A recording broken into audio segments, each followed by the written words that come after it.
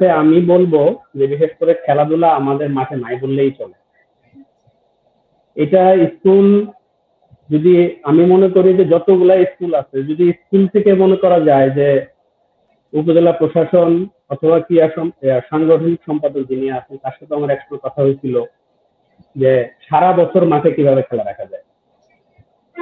তো সারা বছর যদি মাঠে খেলা রাখতে না পারে তাহলে তো খেলাধুলা থাকবে না। আর খেলার প্রতি ছেলে পেলেদেরকে আকর্ষিত করতে হবে। আমাদের রাজনীতিতে বিশেষ করে খেলাধুলার প্রতি ছেলেদের আকর্ষণ খুবই কম। আর তার চেয়ে বড় বিষয়, একটা মাঠে ফুটবল হয়, ক্রিকেট হয়। ক্রিকেট খেলা হইলে দেখা যায় যে ফুটবল খেলা হইলে দেখা যায় ক্রিকেটে উইকেট নষ্ট হয়ে যায়। তো সেখানে আসলে প্রশাসন আমি কখনো দেখি নাই যে রাজীবপুরের প্রশাসন ক্রিকেট ফুটবলকে হেল্প করতেছে। অথচ প্রশাসনের যখন খেলা থাকে তখন আমাদের রাজীবপুরের প্লেয়ারদের নিয়ে যায়, একটা প্লেয়ারও প্রশাসনের তৈরি না।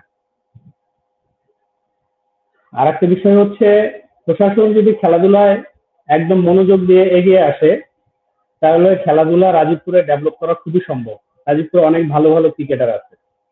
আমি যেটা মনে করি যে আমাদের আশেপাশের এলাকায় এত ভালো মানের ক্রিকেটার নাই। তাদেরকে যদি বাড়িতে আসে, তাদের পর্যাপ্ত ফিটনেস ট্রেন আপের জন্য শারীরিকভাবে বিশেষ করে একটা উইকেট, প্র্যাকটিস উইকেট নাই।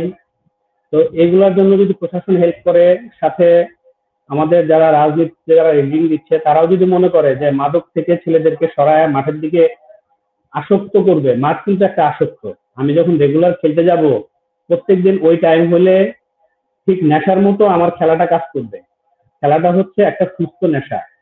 আর স্কুলগুলোকে যদি বলি, স্কুল যদি সরকার থেকে কোনো প্রোগ্রাম থাকে কিন্তু তখন মাত্র খেলা হয়, সেটা কোনো প্র্যাকটিস ছাড়া খেলোয়াড়রা মাঠে খেলতে আসে। কিন্তু আমি মনে করি যে প্রত্যেকটা স্কুল স্কুল প্রতিযোগিতা হওয়া উচিত। সেই ক্ষেত্রে প্রশাসনের এগিয়ে আসা উচিত।